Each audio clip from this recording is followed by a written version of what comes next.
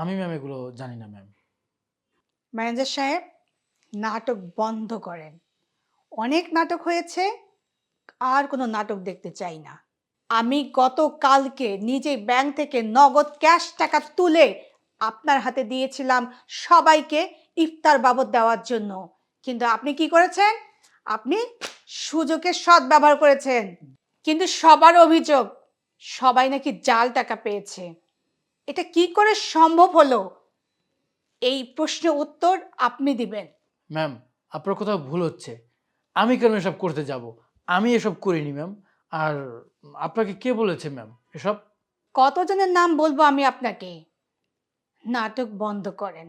নাটক বন্ধ করে আসল ঘটনা খুলে বলেন, নইলে আমি বাধ্য হব আইনে আশ্রয় নিতে।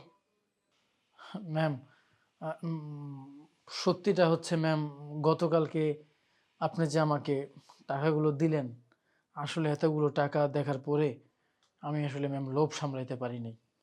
এই জন্য ম্যাম আমি আসল টাকাগুলো রেখে নকল টাকাগুলো ম্যাম সবাইকে বিতরণ করে দিছি।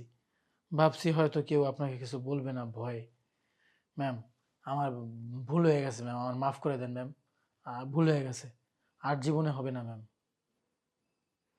C manager